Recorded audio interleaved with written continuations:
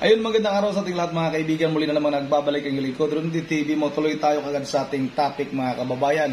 Dating membro ng SBSI ibinunyag nga ang mga kalukuhan na ginagawa ng kanilang pinuno na si Jiren Esquilario mga kababayan, o kilala natin sa tawag na si Senior Aguila. Itong si Dayan Dantes mga kababayan, dating membro ito ng SBSI. Maabutan pa niya yung babaeng tarok mga kababayan na yun ang namumuno noon. Ay napakaganda daw ng pamamalakad ng SBSI mga kababayan. Talagang bayanihan ito. Kaya tinawag na Socorro Bayanihan Services Incorporated mga kababayan, dahil nga sa ginagawa ng kanilang leader dati mga kababayan na napakaganda. Pero nga mga kababayan, nung pumalit na itong leader nila ngayon, yung kanilang pinuno nga na si Jiren Esquilario, ay doon na nagsimula mga kababayan na nagkalitsi-litsi na ang Socorro Bayanihan Services mga kababayan. At itong si Jiren Esquilario pala mga kababayan ay nasiraan pala ito ng bait noon mga kababayan. Kaya pala kung ano-ano na ang mga kababalaghan nitong ginagawa nitong si Senior Aguila mga kababayan. Gumawa ng Peking Inferno para kakatakutan siya ng kanyang mga membro, ng kanyang nasasakupan. Naghiwa ng purol na itak mga kababayan para sabihin talaga na siya talaga ang Panginoon sa kanilang grupo mga kababayan, at kilalanin nga siyang pinuno ng SBSI na grupong kulto nga mga kababayan. Yun ang mga kababayan, wag na nating patagalin. Talagang siguradong magugulat kayo sa mga sinasabi nitong si Dayan Dantes mga kababayan na dating membro nga ng SBSI. Ito na, panoorin natin ito. Pakilala natin si ate po kasi pala isa dating member. Ate, pwede niyo po bang ikwento yung inyong karanasan dyan dati sa unang leader po ng SBSI, ate? Alright, so, bayanihan. Ano ako, born and raised bayanihan, okay? So, ang nagisnahan ko ay si Mama Nina, Rosalina Tarok.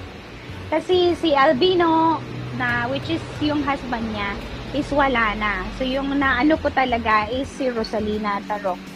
So siya yung nakikita ko at nasubaybayan na talagang maayos yung kanyang pagpapatakbo ng samahan namin. Andyan yung lahat kami kasi sa bayan ng Socorro.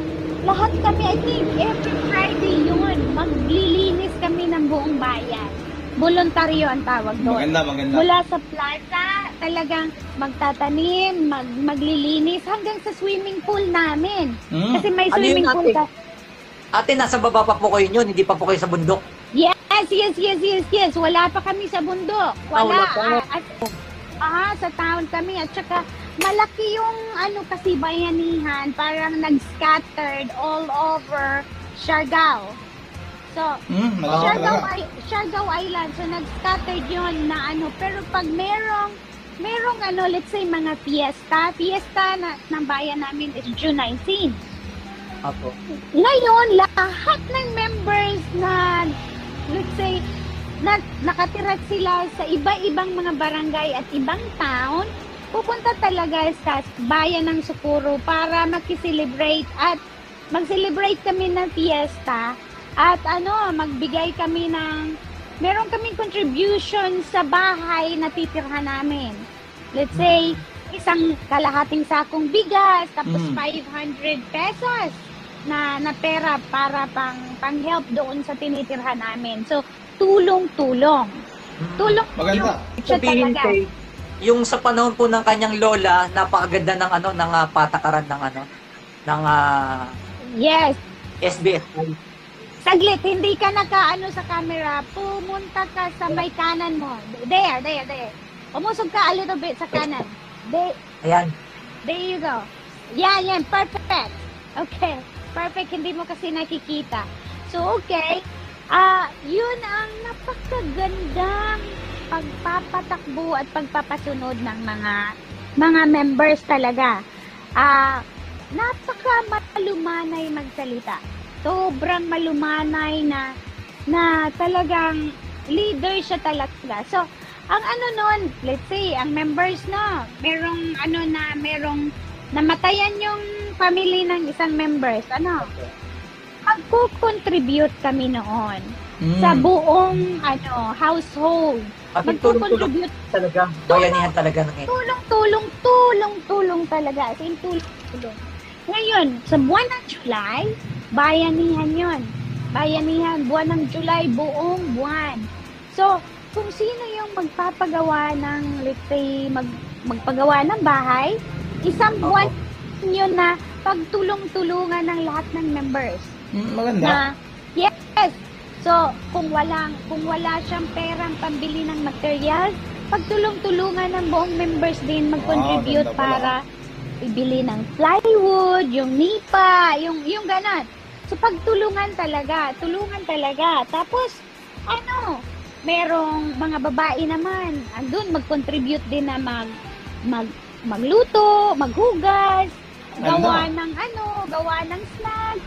Alam mo yun, yung masaya ang buwan ng July. Napakasaya. Yung parang hindi ka napapagod dahil ang hinihintay mo lang yung excited kang gumawa. Kami mga babae, nakatuka kami sa pagluluto. Paggawa ng mga snacks. Yung ganon. Tapos yung mga lalaki naman, nandun yung gumagawa ng hollow blocks. Alam mo yung ganon?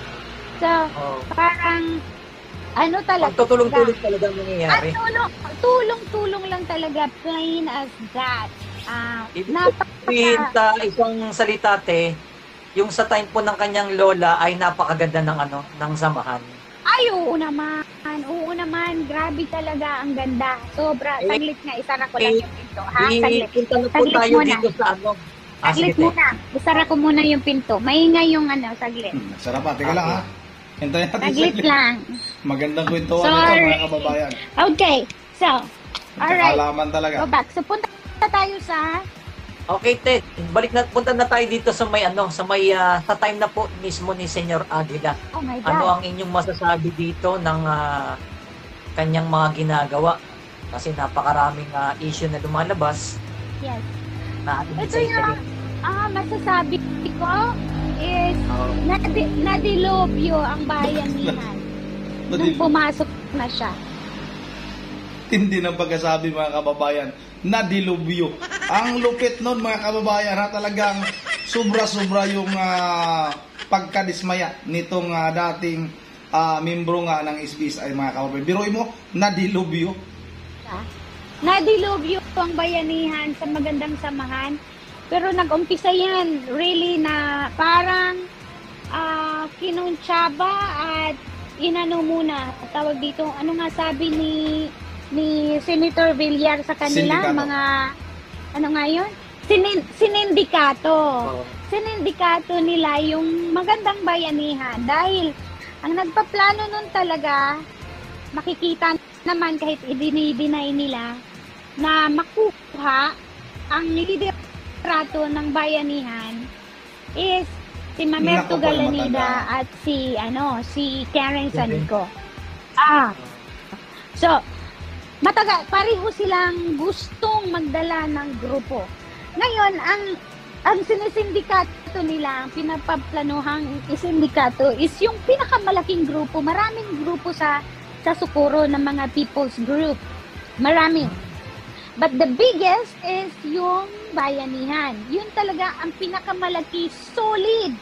As in solid talaga. Solid na malaki at andun yung napakalaking respeto sa bawat members. From the leader to the members. All the way sa mga bata. Alam mo yun? So,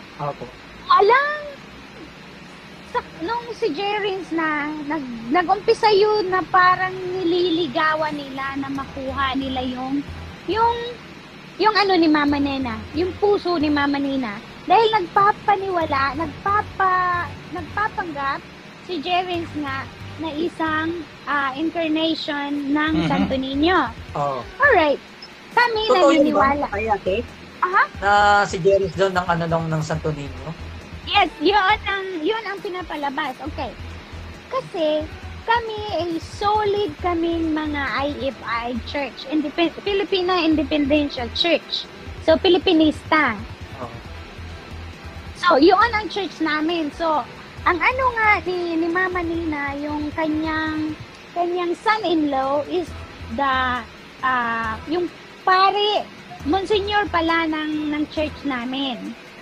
So, ngayon, 2017, nag-ano na sila ni Mamerto Galanira at ni Karen Sanico na yung parang nagpaplano na ba, pero nandoon na yung ngayon ito si Jeren, parang nasiraan siya ng bait, na marunong siya sa school pa lang, marunong siyang magpaiba-iba ng boses. Pwede siya. Pwede siya. Yun na. Totoo pala yun, kaya niya ng iba't ibang boses na sabi niya doon sa Senate, dinideny niya. Yes, dinideny. Pero yun ang talent niya talaga nung nag-school pa siya. So ngayon, ang storya is para siyang early na nagka-puppy love na tapos pinagbabawalan ng parent na wag muna dahil bata pa hanggang sa yung parang nagrebelde, yung ganon. Tapos yun na parang nalipasan ng gutom siguro or ngayon medyo siya nasiraan ng bait. Ngayon doon nila yun pinasok. Doon nila pinasukan ng kanilang paninindikato. Ginamit nila yung bata since na may talent yung bata. Matalino yung bata Matalino. May talent siya na pwede siyang magsalita ng iba-ibang boses. Ngayon, yun ang ginamit nila, pinapapractice kung anong boses ng Santo Niño at saka yung ni Papa God. Alam mo yan? Oo. Yun. So, na ngayon, pinapalabas nila, totoo pala yun na siya daw ang Diyos. yes, Na umano. yes. So, ngayon, minamaster nila talaga yun, which is 2017. 2 years. 2017, tapos hanggang sa umakyat na sila na nahikayat na yung na siya nga talaga ay reincarnation ng Santo Niño na. So ngayon, election time, mag-i-election pa lang yon. February 8, nagkaroon ng malakas na lindol. So, yun ang sinakyan nila na incident na maitanggal sila doon sa city dahil ang sabi lulubog daw ang Siargao. Lulubog ang buong Siargao, especially yung Dapa. Ngayon, ang maliligtas lang ay yung makaakyat doon sa kapihan. So, siniparate nila yung mga tao sa bayan at sila. So ngayon, maraming sumunod doon na umakyat sa bundok mismo. Oh yes, marami. Alam mo yung magdamag, alam mo yung ulan-ulan, alam mo yung nagkatumba-tumba pa yung mga tao, Grabe dito na iiwan na yung mga gamit nila, yung mga tsinelas dahil sa dulas. Alam mo yung grabe talaga. So, ngayon hanggang doon, pagdating doon, pinagpatuloy pa rin nila na yung parang ligawan si Mama Nena hanggang sa nakuha talaga nila yung loob ni Mama Nena. Inintrigo ngayon yung liderato kay Jerry. So, yes. Doon ang nangyayari. Matanda na si Mama Nena.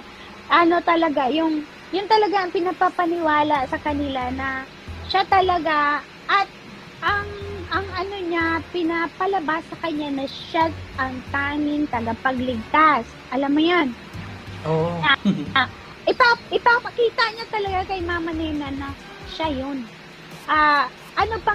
Gumawa sila ng peking impyerno. Naku po, peking impyerno. Nakita mo yun, hindi ba? O hindi? So, gumawa Yung sila natanggap daw ng kapihan na hindi yung impyerno. Kasi sila yung maligtas. No. As in, nagsiga talaga. Nagsiga pala. Pinakita sa mga tao na kaya niyang gumawa ng ganun at ipakita sa kanila.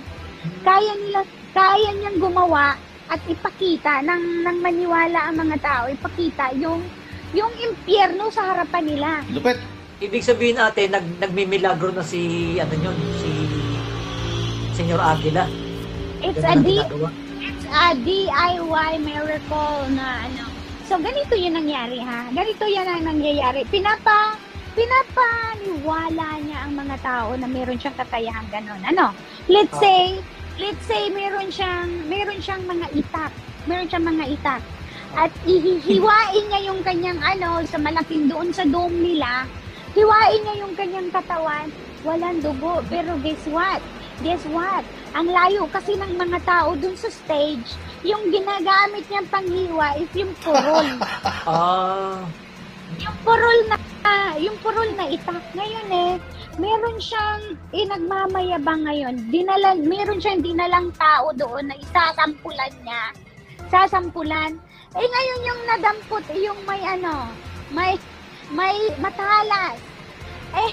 Naano niya yung sa ulo ba ngayon pinalabas, pinaikot ka agad doon sa dome. Nilagyan lang ng sombrero. Kasi yung ang nadampot na itak is yung may yung matalas. Yung matalim, yes. So ngayon, ito yan. Yung isang gabi, hindi ko maano kung anong date, anong year. Isang gabi, inipon niya yung mga tao na makulimlim na ba, madilim na. Tinawag niya na magpapakita siya ng milagro, yung impyerno. Gagawa siya ng impyerno. Ngayon, yung mga tao naman, labasan. May pera So, doon sa may malayo, meron si Karen. Si Karen yung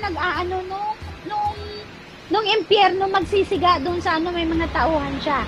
Ngayon, niya lang sa radio, sabihin ni Jerry's na, labas apoy or patayin ang apoy. Alam mo yun? Nasa radio, may magre-radio dito sa hindi nakikita ng mga tao. So by by microphone. Para lang talagang sit up talaga. Ngayon merong taong nakakakita sa ginawa nila na naniniwala sana.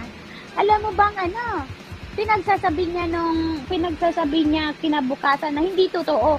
Set up yung alam mo bang ginuyo yung mama. As in talaga. Ngayon, tumiwalag. Right there and then. Tumiwalag yung dahil alam niyang niluluko lang sila. So, isi-send ko sa iyo yung mga pictures ng impyernong gawa nila. Para makita natin I-send ko sa iyo. Oo. Ganun ang panluluko niya. Ang panluluko. As in talamak. Tapos alam mo na, nung pag-akyat nila talaga, pinagkukuha yung mga cellphones nila. Pinagkukuha. As in yung nililibing dahil ang plano nila, talaga. Bakit kinuha yung cellphone? Okay, i-loaded sila para walang makikita or walang malalaman ng mga tao doon na kahit anong balita outside kapihan. Yes, para kung ano yung mga sakuna outside, sasabihin niya doon sa pagtitipon nila, ipapaalam niya na ganon, ang alam ng mga tao is magbabala na ang Panginoon. Tama. Magaling itong si Ma'am Dayan Dantes, mga kababayan, dating membro ng SBSI, at yun na nga, gumawa ng Peking Inferno, itong si Jerry Esquilario, o kilala natin sa tawag na Senyor Aguila, at yung mga cellphone pinagkukuha. Tama nga din naman, mga kababayan, para wala silang mapapanood na balita at maiwasan na makapag-video or makapag-sumbong sa mga kapag-anak na nasa baba, walang cellphone na nangyayari. Tama, talagang itong si Jerry Esquilario ay dilubyo nga sa grupong SBSI, mga kababayan, noong ito na nga ang namumuno. At kasabot nito, mga kababayan, itong dalawang matataas na opisyal din ng Socorro, mga kababayan, itong dating mayor na si Mamerto Galanida at itong si Karen, mga kababayan, ay dapat talagang makulong ito. Grabe yung panluloko. Peking itak, Peking Inferno, Peking paniniwala, Peking Santo Niño, lahat nandoon na kay Jerry Esquilario yung pagka-peke, mga kababayan. Yun ang hindi po na tayo ngayon makapag-shoutout kasi nasa kabila tayo, wala pa tayong internet dito, hindi pa tayo nakapagpakabit ng internet dito ngayon, mga kababayan. Yun ang hanggang dito lang muna, at once again, this is Rondy TV mo. Ingat tayong lahat. God bless bawat isa sa atin.